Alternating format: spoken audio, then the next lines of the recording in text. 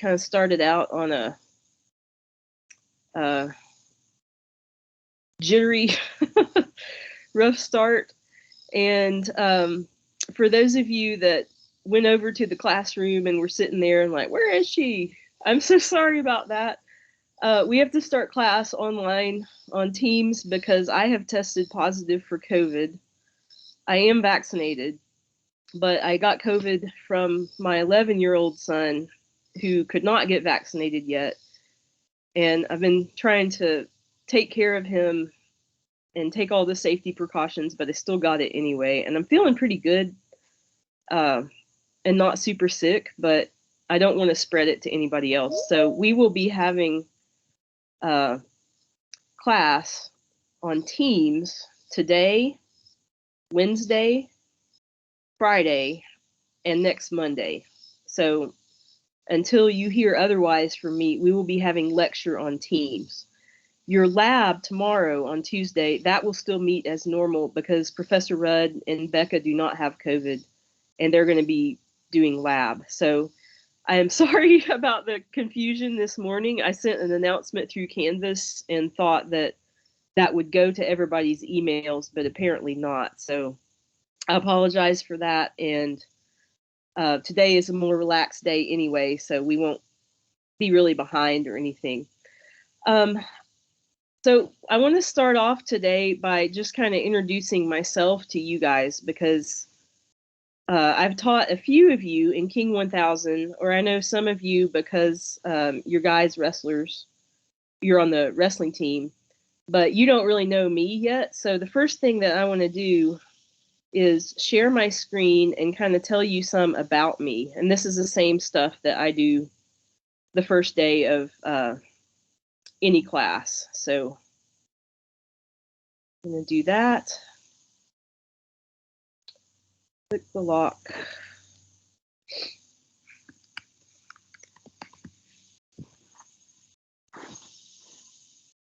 There we go. Yes, Teams can do stuff. Okay, so this, what I'm going to start with for you guys is a little bit about how I came to be at King and why I wanted to be a teacher. And if you had King 1000 with me, you've already seen this. So what this picture is something that we were encouraged to draw in a faculty workshop a few years ago if we had to do a drawing of our career path. And we had about 5 minutes to do it. And this is how I draw. So when we are in class, say that again. Go to the lobby. Samari, let him in. Thanks for letting me know that. Okay, so when I draw in class, it's going to be about this level of quality. And I'll go through the different parts of this and how I got to be teaching at King. So we're right now about right here. That's where Bristol is and where King is. And I grew up really near here in this red colored county, which is ironically called Greene County. And when I was growing up, I was a Girl Scout. So I have the Girl Scout equivalent of an Eagle Award, which is called Gold Award. I played the trumpet. I'm not very good at that anymore. And when I was young, I was really a beast at quiz bowl kind of stuff. And an interesting trivia about me is that I've made it to the in-person tryouts for Jeopardy. And when you get to that point, everybody can do the questions, but they want people who are good on TV and like charismatic and stuff. And I'm not as good at that. So fun fact about me. There we go. And so the moment that I knew that I wanted to be a teacher is what this drawing is about. So this is me when I was about 15, and there's my hair. I have big hair all the time. And this is a student that I was tutoring. She needed help in Algebra 1. And these are some hearts coming out of my head because I just loved it. I thought, this is great. This is fulfilling. I'm good at it. I want to be a teacher. So I knew in high school I wanted to be a teacher, and I thought I wanted to teach college. And when it came time to think about what I wanted to study in college, I went kind of toward plants and biology because my dad is a tobacco breeder. He takes tobacco varieties like this that are not healthy and doing well and uses genetics and crossbreeding to turn them into tobacco that is healthy and grows well and makes a good profit for the farmer. So I grew up seeing this kind of stuff all the time, and that's what science was to me, is a way to fix a problem. So I thought I might like to study something like biology. So I did my college degree at the University of Kentucky, which is a big school and not like King at all. But they had a program in agricultural biotechnology, and this was my college advisor, Dr. Collins, and he was really helpful to me. I was able to work in his lab, and I learned how to work with plants to start improving them. So we worked on soybeans, which this picture is soybeans, and tobacco. And I got my college degree there. And then the next part of my drawing is my advisor. See how that looks like him? Totally looks like him. And he's like giving me a boost with these arrows to get into graduate school. And so this like test tube, tall test tube thing that says IU, this represents graduate school where I went to get my PhD. I got my PhD at Indiana University. And this is me during my PhD, still with my big hair. And when I got my PhD, I was still studying plants and plant diseases and plant genetics. And this is my advisor, Roger. And the plant that I work with the most is this one behind him called Arabidopsis. So I am called Dr. Ong, but I'm not a medical doctor. I have a PhD in molecular, cellular, developmental biology. That's what my training is in. And during graduate school, I met Han, which a lot of you know him. He works at King also. He's also Dr. Ong. And when we graduated with our PhD, I was pregnant with our oldest son, Noah. Like really pregnant, super huge pregnant when we graduated. And Han got a job in Seattle right after graduate school. And we moved out to Seattle for 16 months or 18 months or something like that. And it was pretty fun to live there. And then Han got a job really quickly teaching in Arkansas. And we moved from Seattle to Arkansas. So here's the next part of my picture. So this is graduate school, Indiana University. And then after graduate school, this is me like falling down and saying, and I look kind of distressed. And I'm falling down into this shape right here, which is like swirling. And this is supposed to be the state of Arkansas. See how this shape looks like the shape of Arkansas, maybe. So we moved to this town called Batesville, Arkansas, which is right here where the star is. And it's a really small town, and they have a college there, kind of like King. And Han had a job at the college, but I did not. I did not have a job. And I had a baby. We had a baby, Noah. And I stayed home with Noah for a year in Arkansas, and I was kind of frustrated because I wanted to be a stay-at-home mom for about a year, and then I wanted to work because I like to work.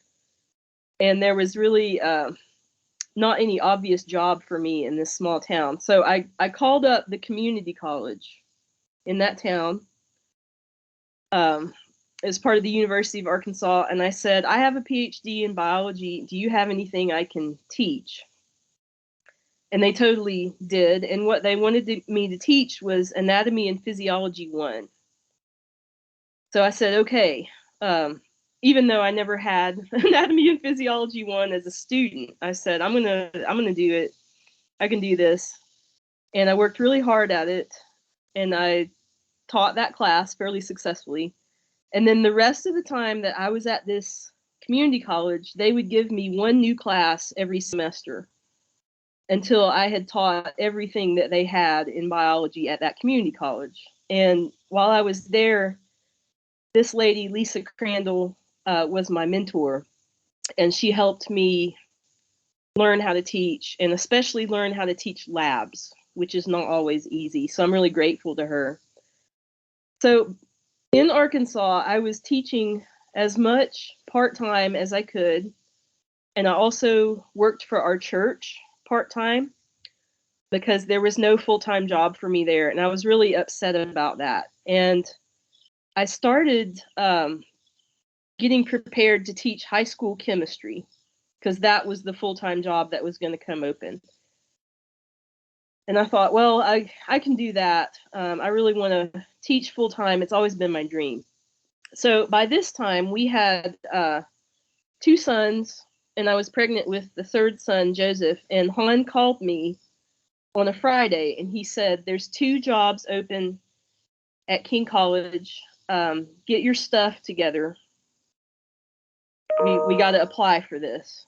And by get your stuff together, he meant get your resume and your statements and all that stuff, and send it in. So I did, and for some reason I drew King like Jenga blocks. This was about 4 years ago. I don't know why I drew it like Jenga blocks. It was called King College back then, and it's a Christian school. Got the cross up here. And working at King was something like that's always been my dream, to teach college. But I'm gonna go back to, y'all can see my face. That was my dream, and I thought that I had lost that chance. It was kind of a miracle that Han and I both got hired in the same time to teach biology at King. And so every day that I can teach at King, I'm grateful, and I love it, and I think it shows in my teaching. So I have always wanted to teach you in the collective. And it's my joy to do that. So I just love it. And I'm kind of a nerd about teaching, and I'm always trying to get better at teaching. So some other stuff about me. There's my whole picture together. We don't have to talk about that anymore. This is our family this summer, kind of grainy. Here's Dr. Han Ong. There's me. I'm also Dr. Ong. We have the same degree. We basically have the same training, so just call both of us Dr. Ong. We have 3 sons. This is Noah, and he's 15. Moses is 11. He's the one that has COVID, getting over it. And this is Joseph, who is 9. And we're trying really hard right now for Joseph not to get COVID, but who knows what will happen. But that's us this summer. Here's another picture of the boys this summer. These 2 are not twins, but people think that they are. And actually, this one is older than this one, but he's kind of slumped down. The other huge part of my life is my church. I go to First Presbyterian Church. It's just up the hill from King behind the baseball field. And if you're looking for a church or a college ministry, come join us. It's a great church. It's close. You can walk to it. Chase Arndt also goes there, who a lot of you know. I am on the session of elders at church, which is church members who make decisions for the church. So if you're from a Baptist background, it's kind of like being a deacon, except we make more decisions. I'm a substitute preacher for my church, which is another thing I didn't expect growing up. I grew up mostly Baptist most of the time. And then one other thing that's been going on in my life lately is I have lost 40 pounds since March. I'm probably not going to lose any weight these 2 weeks because I'm just not focused on that. But that's something I'm proud of, and I'm going to continue losing weight. So If you see me in the weight room, I'll be I'm starting that class project that exercise science students do to measure you and stuff. And Professor Connor has made me an exercise plan. I was gonna start my program this week, but it'll probably have to wait. And I'm mostly gonna be lifting the bar at first. So if you see me in there, have compassion. It's hard for me, guys. I'm gonna do it. Okay, so some stuff that you need to know specifically about AMP2.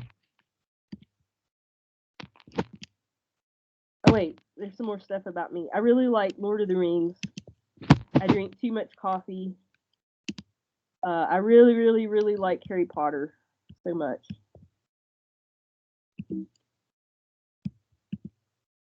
Some other stuff I like to do. I really like makeup, planting flowers around my house. I'm a pretty good singer.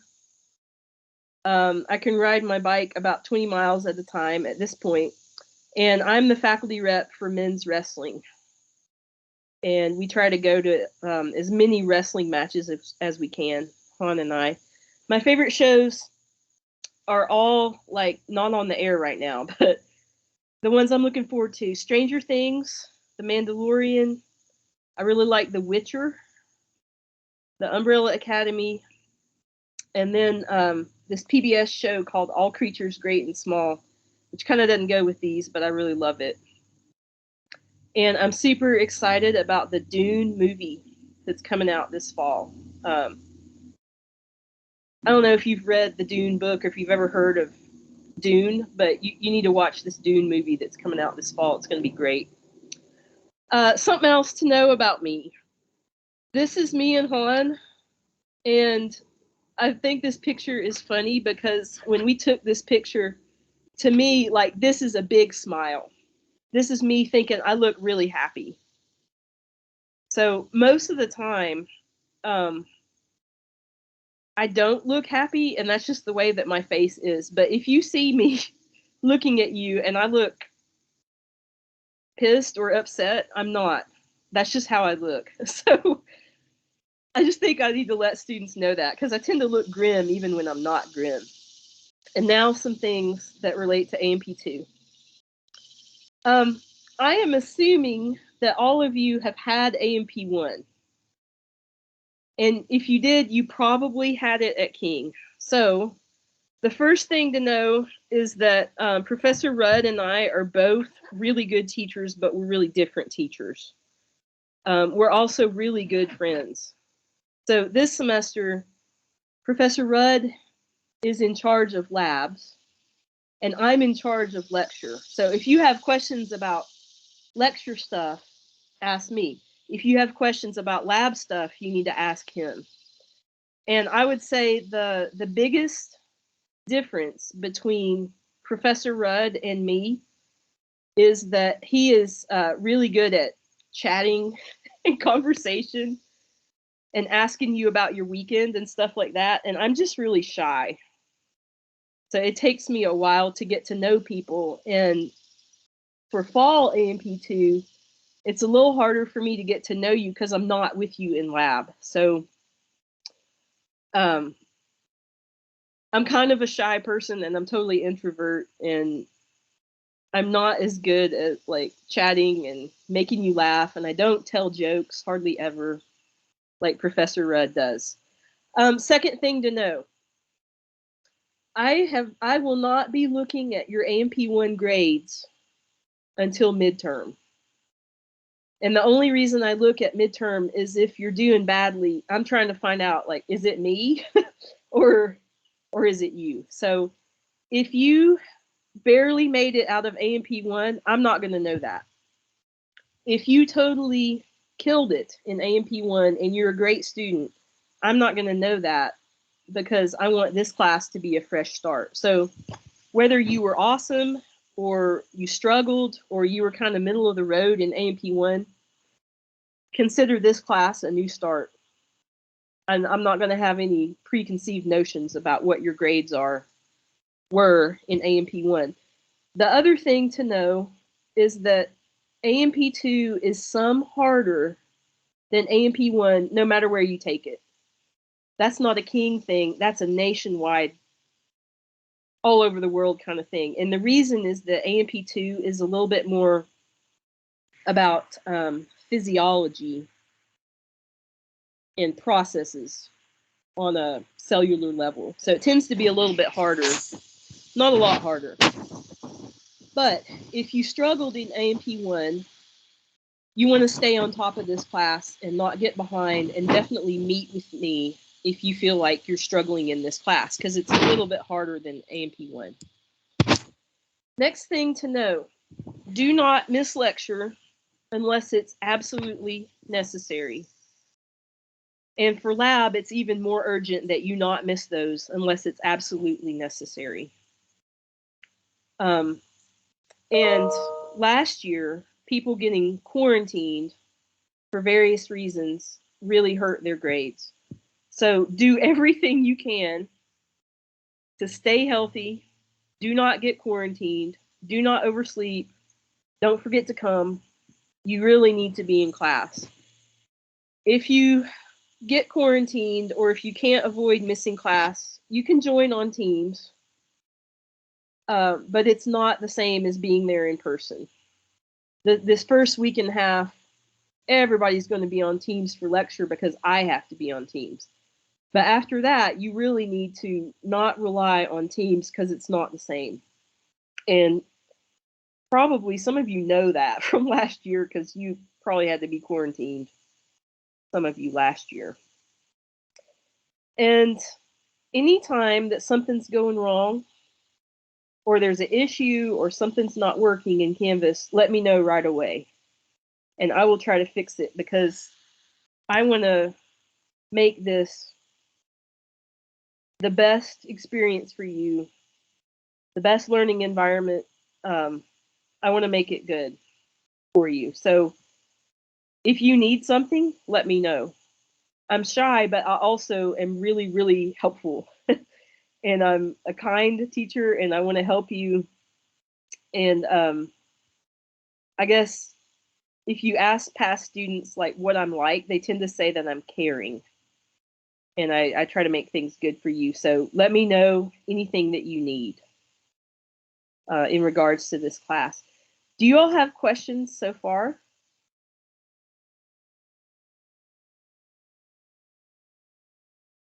Just check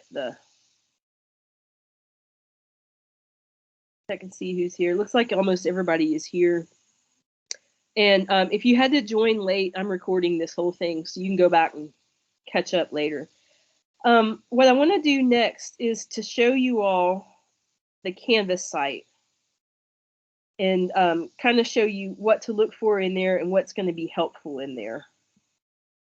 That's what we've got next, is to show the Canvas site. Here we go. Okay, so this is what the Canvas page will look like for you guys for A&P2. And most of the things that you might need all the time are in this top module called Course Resources. So this is where you can find the Teams link. Anytime you need to join on Teams, this is where you find the Teams link. It's the same link all the time. So it's the same link that you're on right now. If you need to meet with me, I use the Bookings app, and this will help you set up an appointment with me, which can be Teams or in person. Until I don't have COVID anymore, it'll have to be Teams. Here's the syllabus. And then you have a quiz due tomorrow before your lab time for you to look over the syllabus and answer questions about it. So I don't read the syllabus in class because that's a waste of your time. You're intelligent, you can read it. I just give you a quiz on things that are important to know about the syllabus. So that's due tomorrow in lab. For Wednesday, in this class, you have a quiz to fill out questions about yourself so I can get to know you. So that's where you find that. For lecture, You'll find your lecture resources in these Unit 1 modules. So Unit 1 is about autonomic nervous system, endocrine system, and stuff related to blood. So you've got lecture schedule there. There's an exam review sheet there. And each lecture day is a page. So this will be the page that we're going to use today. And then if you scroll down, you've also got a section for lab stuff. You've got your lab schedule, your lab guide that has your structures, and then you've got a lab page. So for lab tomorrow, let me show you kind of how that's going to look. You click on the lab page, and it will have all the stuff in here that you need. So you've got a worksheet for tomorrow, some blood vessel diagram, your lab guide. There's a link to the syllabus quiz, and then you've got some videos to watch for tomorrow. So before you go to your lab tomorrow, look around in here and watch these videos. It'll make your lab go better for tomorrow.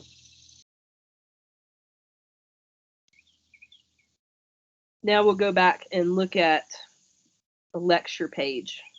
I went too fast there. Okay, so now we're back on the home page in Canvas in Unit 1. And each one of these pages that's got a day or a topic out here, that's a lecture day. So when you click on the lecture day, it's going to tell you what you're reading from your book before you come that day. If you have a quiz, that's going to be listed here. And then it's going to have the slides that I'm going to use during lecture. And you can get to the slides here. And then if we do videos, I will link the video right here. And then it's also got the Teams link. So everything that you need for a lecture day is going to be in the page in Canvas for that particular day.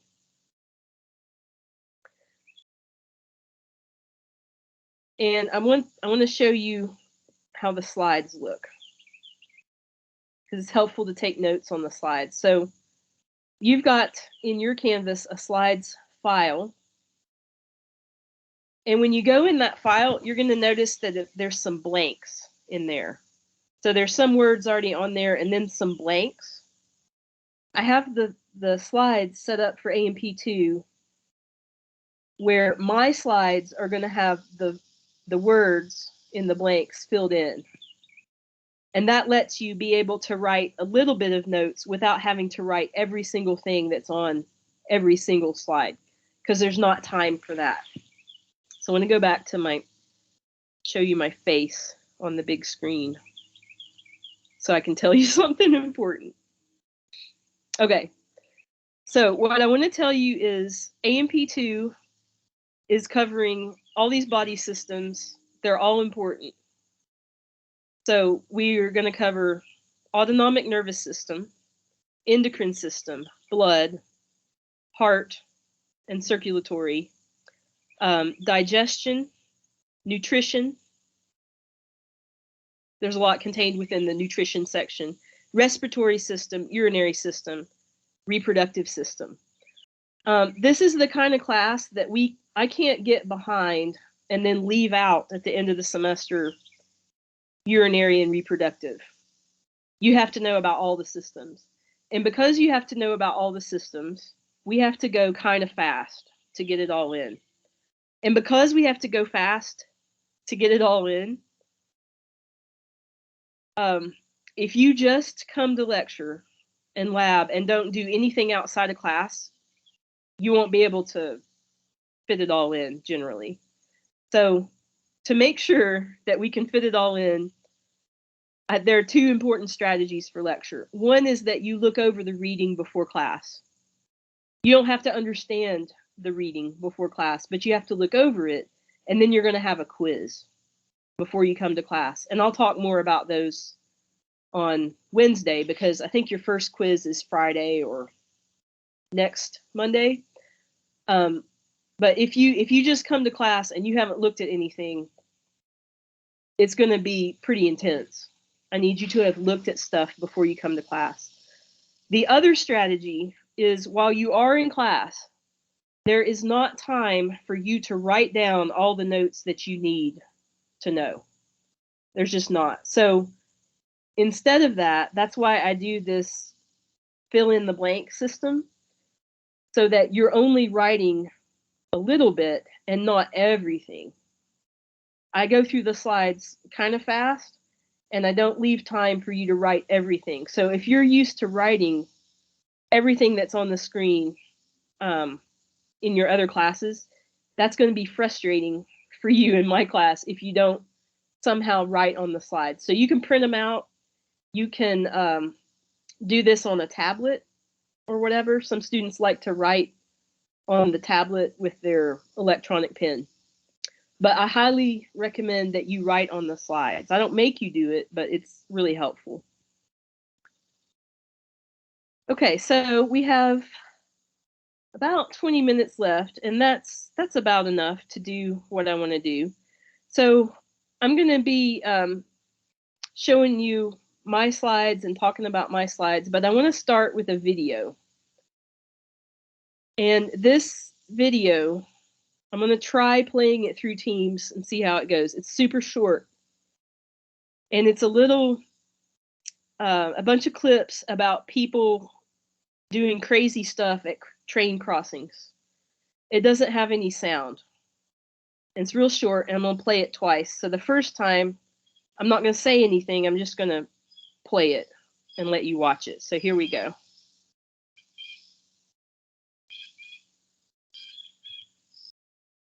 Yeah, I suddenly became unsure if I was sharing my screen. Okay, now we're going to play it.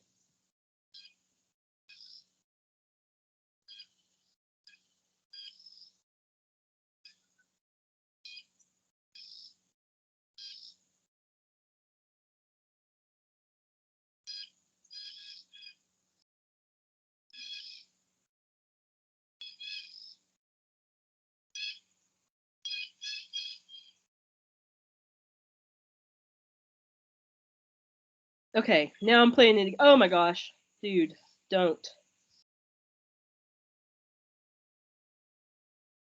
Oh, how could you? That's so irresponsible. This person is running the risk of having a dent in the top of their car, but at least the train was. Oh, that looks like the same crossing as before. So the reason I want to show you that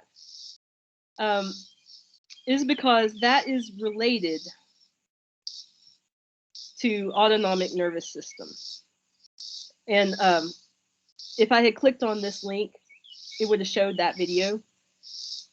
So if you watch those and it makes you feel a little bit stressed and kind of panicky, and maybe your heart rate is going up and you just feel like, oh my gosh, that's because what you saw with your eyes is activating your autonomic nervous system. And this is a little bit different than your voluntary nervous system or your motor nervous system that you learned about last semester in A&P 1.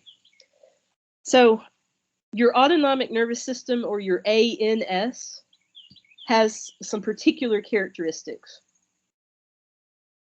that make it different from what you may have learned about before with nervous system. So first big characteristic is that it just operates on its own. You don't decide to feel stressed when you see something like that happen. It functions without your conscious effort. And your autonomic nervous system controls what we call visceral activities. Visceral kind of means in your guts or internal to your body. So what we sense with our sight, smell, sound, those are the main ones. I guess taste could activate your autonomic nervous system, but it will control your breathing, what happens with your heart rate. It can make your blood pressure go up, and then it does things to your digestion, which we'll talk about in a minute. And it also controls what's coming out of glands all over your body. So without you thinking about it, your autonomic nervous system controls these things.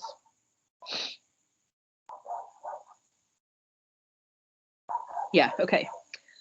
It's got two big divisions, two sections, or two branches of your autonomic nervous system. And the first one is called sympathetic. Sympathetic division.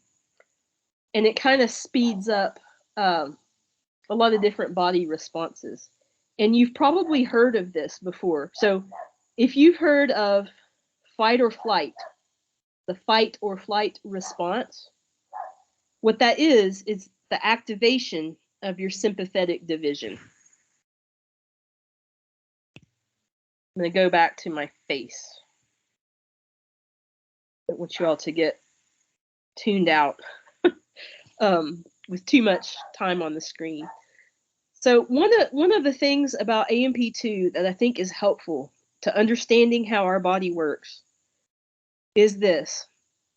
Our physiology and the way our body works developed before modern humans. So if you think about what our modern life is like I'm doing my job in a chair on the porch of my house and I'm sitting down and talking is my job. That's weird in human history. That's not the norm.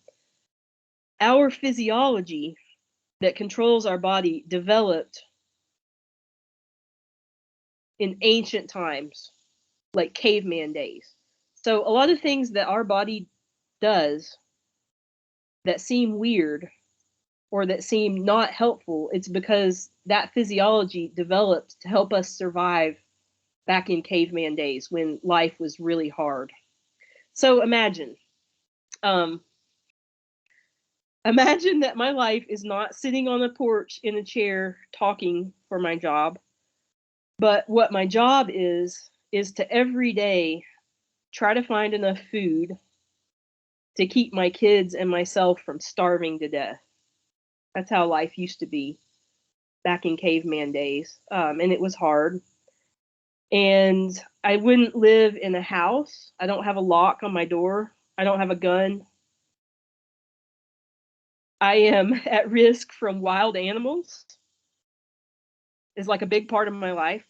So imagine that I'm living my rough cave woman life and a wolf appears and I see it and I know that it's dangerous. So I see with my eyes, oh my God, there's a wolf.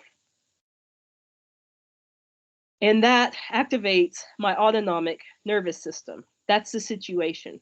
So now I want to go back to the slides now that I've talked about that situation and kind of set that up. So when I activate my autonomic nervous system, I go into fight or flight mode. Like I need to run away from a wolf right now, or maybe try to fight it, depending on the situation. I don't know. That's sympathetic division. We have another division that's kind of the opposite of that. That's called parasympathetic. So same spelling, except it has the word para in front of it, or the prefix para. Parasympathetic division. So the body systems that sympathetic speeds up, parasympathetic slows down. And if we think of sympathetic division as being fight or flight, parasympathetic is more in charge of rest and digest. They're opposite to each other, and they generally do opposite things. And I'm going to sneeze. Not related to this lecture. I just feel like I'm going to sneeze. I don't know. Maybe I'll sneeze in a little while. I'm going to keep going. Let me cough and keep going.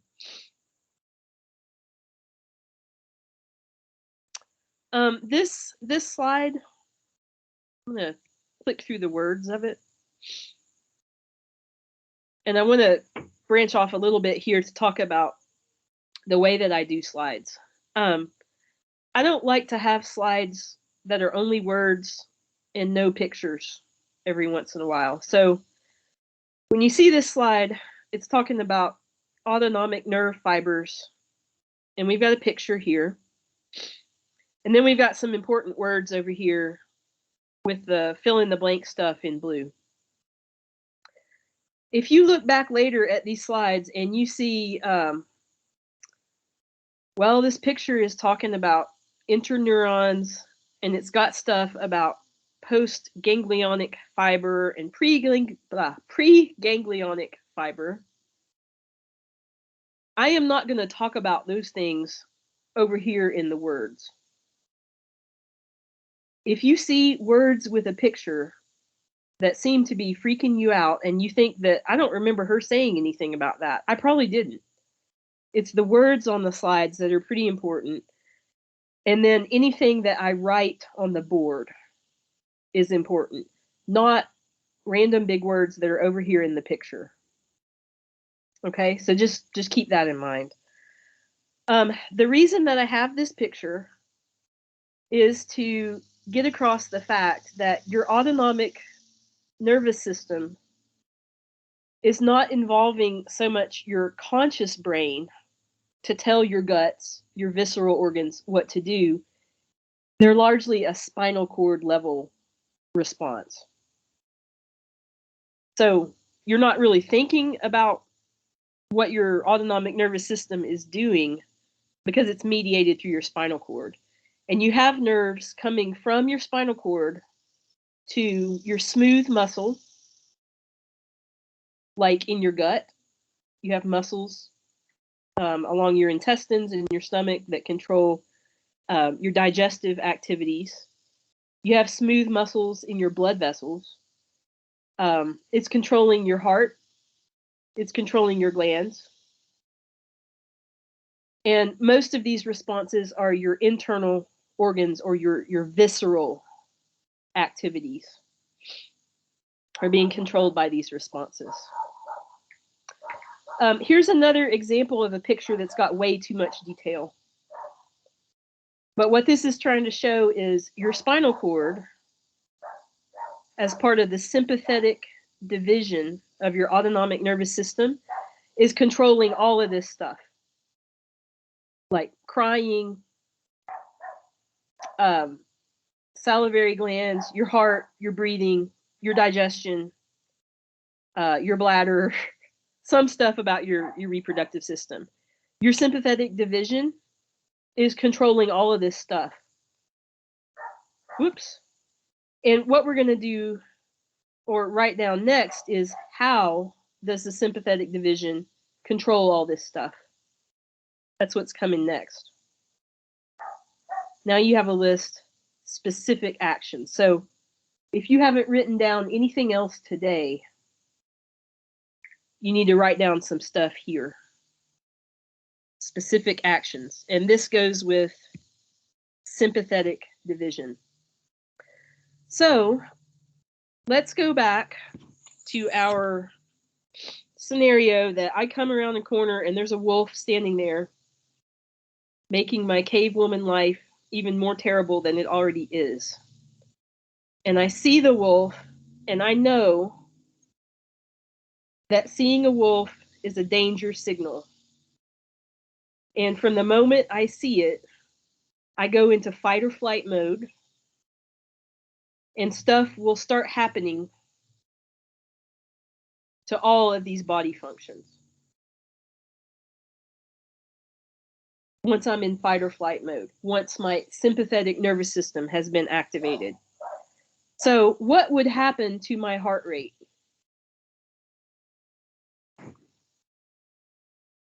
Think about it. If you're scared and you go into fight or flight mode, what happens to your heart rate? You can write that down. I bet you know. It's going to increase. So I don't have my iPad to write on the screen today. I'll have that by Wednesday. But what you would need to write in this space right here, your heart rate will increase. What about your breathing? You're freaked out. You're in fight or flight mode. What happens to your breathing?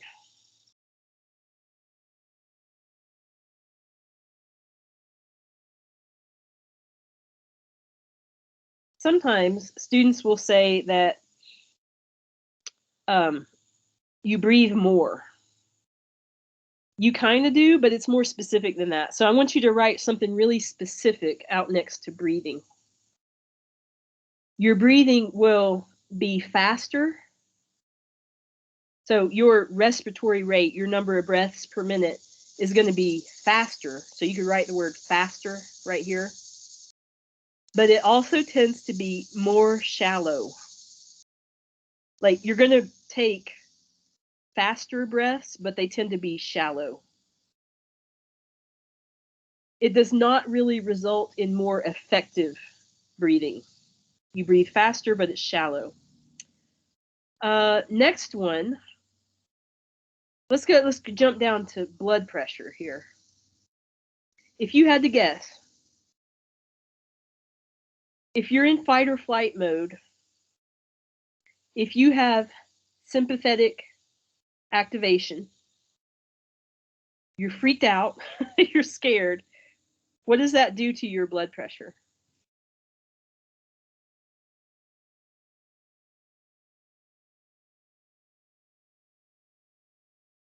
If you guess that it's going to go up, you are correct. So you could write an up arrow, up. You could write increase. You could write goes up. There's another word that we'll learn for that called vasoconstriction, but you don't need to write that right now. Your blood pressure is going to go up. Now go back to this one, blood vessels. The reason that your blood pressure goes up is that your blood vessels get narrow. You could write here, they get narrow or they constrict. We'll talk about the relationship between these two next time. And you can see we've got a few more slides to finish up on Wednesday, but that's okay. So before we leave, I'm going to stop sharing screen and remind you, what do you need to do the next couple of days? Okay, so number one, go to lab tomorrow at your assigned time. That's really important. You'll be getting a mask in lab tomorrow, but you should wear one to lab as well. Go to lab tomorrow. Number two, you have a syllabus quiz due before lab tomorrow. So take your syllabus quiz. That's the second thing. The third thing is go in that lab page in Canvas and watch the videos and look at those materials before tomorrow. That's the third thing. Number four, join lecture on Wednesday on Teams, just like you did today. We'll be on Teams, and we will be continuing with this set of notes and also going to the next set, which is endocrine system. So if you have any questions, you can hang out here on Teams and ask me. You can email me, get in touch. Again, I'm so sorry about the bad communication that we would be on Teams today. But thank you all for listening, and please let me know any questions that you have. I'm going to stop recording now, and we'll hang out in case you have